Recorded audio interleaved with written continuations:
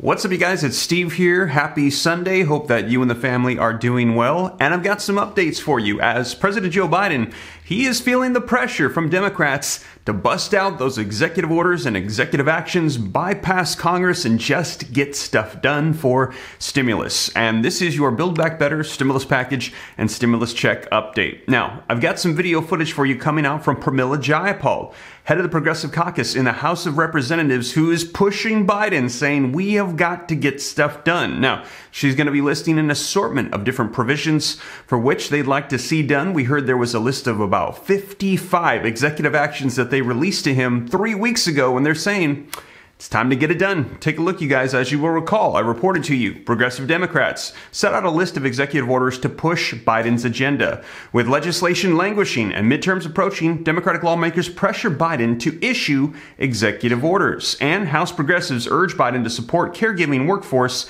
and execute other Build Back Better priorities, saying, listen, if we can't have Democratic unity and pass this through the process of reconciliation, which is the majority vote, as Democrats hold the majority, well then just bypass legislation and make those orders. Now, let me know your thoughts, you guys. We've heard people request this for stimulus checks. Now, the president can't issue new funds, but he can reallocate existing funds, and we've heard there's over $800 billion existing funds unused, just sitting there from previous packages. Also, we're hearing this for the child tax credits, student loan forgiveness, an assortment of different things we're going to be hearing in this video footage. Now, take a look at what came out just a couple days ago from Pramila Jayapal.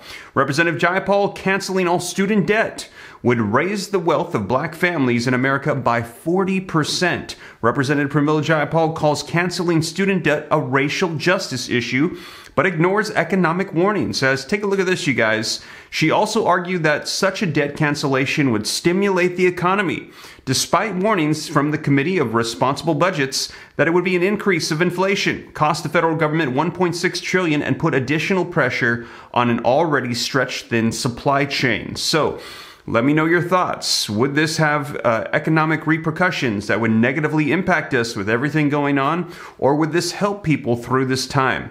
Well, we're going to be taking a look at the video footage. I'm going to be sharing with you what Pramila Jayapal had to say, and let me know your thoughts in the comments down below. But let's take a look as Biden is receiving pressure from all the Democrats right now to get stuff done. And they're saying if you can't do it through legislation, do it through executive orders. Gas stimulus checks are on the table. Build Back Better is being brought back up, a revised version. They're trying to pass $10 billion of pandemic spending. There is a lot going on, you guys. So let's go ahead and dive right in. Now, before we do, also wanted to say thank you for all the support on the second channel, Steve Ram Finance. More content coming that way for those interested in growing wealth and personal finance. And before we dive in, if you could do me a quick favor, just takes a second. Don't forget, smash that like button for the YouTube algorithm. Helps me out a ton. I appreciate it. Thank you so much. Also, leave your comments. Share this out if you think it's going to help out other people. If this is your first time here and you want to stay up to date on everything going on, totally free, come join the Ram fam. All you got to do is hit the subscribe button and turn on the notification bell so you're notified right away. And if you got any specific questions for me, shoot them to me in the DM on Instagram at SteveRam3. Best way to get a hold of me directly by far. But with that being said, you guys, let's go ahead and dive right in and get you caught up on the latest. Let's take a look at this video footage. I know you're eternally optimistic, but let's get realistic here. It feels like November's gotten a lot closer as far as perception to a lot of members of Congress these days, and suddenly the ability to negotiate continues to narrow. What I've seen, the most optimistic view is it's a coin flip whether something can get through. Where are you? Well, I think we are on a two-track strategy. We're trying to push as hard as we can for anything we can get through, and we're going to keep doing that legislatively. But that's also why we rolled out an executive action agenda. At the beginning of January, we started talking about it. We rolled it out a few weeks ago. We've already ticked off about 5 or 6 of those items on that executive agenda list that will raise wages and lower costs for the American people. And so those are things that the president can do unilaterally with executive action. They're not as good, Chuck, as legislation, so I'm not trying to make the argument that they are, but I am trying to say that these will just continue to add to the ways in which we bring relief to a lot of families who are still struggling across the country. And so we're moving both tracks, and I'm very optimistic on the executive agenda front. I am still hopeful on the legislative front, and we're not giving up. I'm going to channel something that I've heard. I've been traveling a lot more over the last couple of months in talking to folks outside of this Acela corridor here. And the question is, hey, can you just do one thing? How about just doing the child tax credit? Or how about just doing universal pre-K? Or how about just doing prescription drugs? Just do one of them. Or I've even heard student loan relief. Can you do one? And if you could pick one, what is viable? Well, I think that the thing that we have been talking about is scale down from what we talked about before. It is some combination of tax reform, which is a big deal to make the wealthiest pay their fair share and pay for all of this. Prescription drug reform, which would be a big deal to lower costs for the American people on prescription drugs. And then climate, some portion of action on climate change for sure. And then the question is, can we also get something on the care economy? And I'll just tell you, Chuck, whether it's the child tax credit, whether it's child care, we need to do something to get women back into the workforce and to address this crisis where we've had more women leave the workforce and now fewer re-entering the workforce because child care has become so expensive. Housing is another one that we're still pushing on, just because if you're thinking about inflation in this moment, right?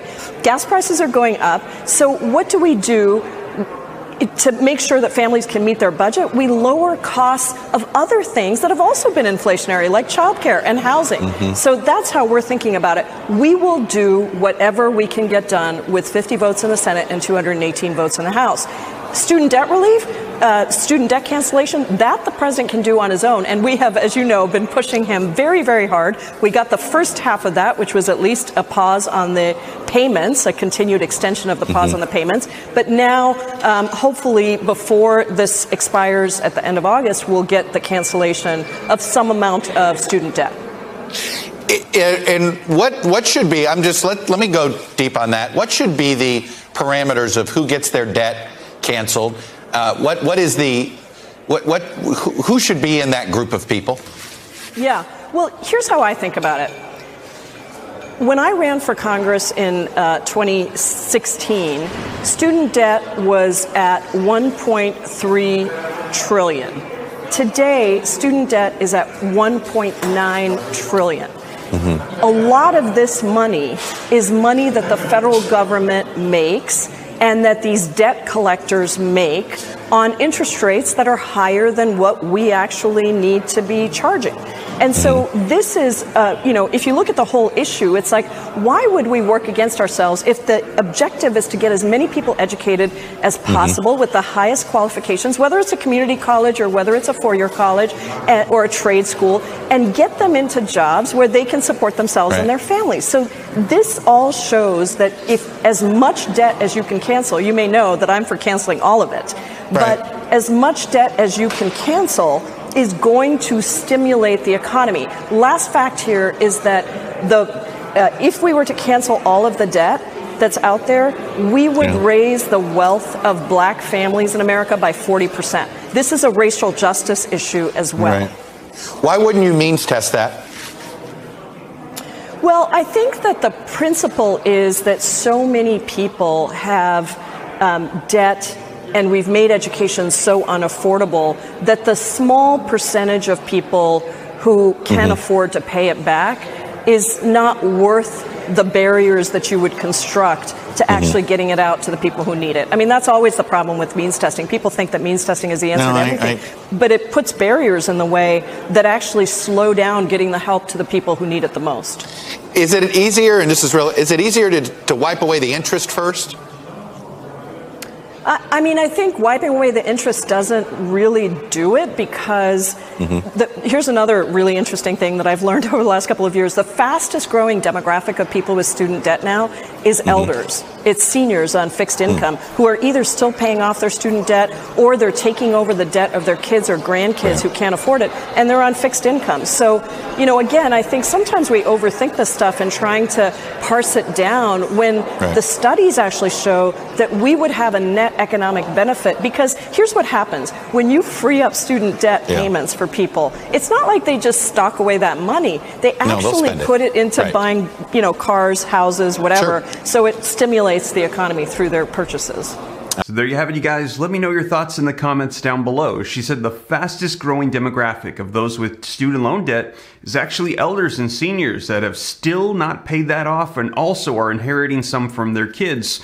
Let me know your thoughts. And also, we're hearing that it would shrink the wealth gap. So let me know your thoughts. Do you think that this is something that we should do, that we should promote? Do you think it might have negative repercussions on the economy? Let me know your stance in the comments down below. But you guys, I'll be sure to keep you up to date on this as we are approaching those midterm elections. We're hearing Democrats are saying they've got to get stuff done. They're going to try to push things through with legislation. But if they can't, it is very likely it's going to be a huge possibility that we could see the president start busting out a lot of these executive orders and actions to start get things taken care of, get them done before elections come up and people decide who they're going to be voting in power. So I'll keep you up to date. And as always, you guys, thank you so much for joining me. If you made it this far and you haven't already, don't forget, smash that like button for the YouTube algorithm. Helps me out a ton. Leave your comments, share this out, hit the subscribe button to stay up to date, turn on the notification bell to be notified right away. If you got any specific questions for me, shoot them to me in the DM on Instagram at SteveRam3, and consider joining the second channel, Steve Ram Finance, to learn about growing wealth and personal finance. And also hope you and the family have a blessed Sunday, and I'll catch you in the next video. Take care. God bless. This is Steve.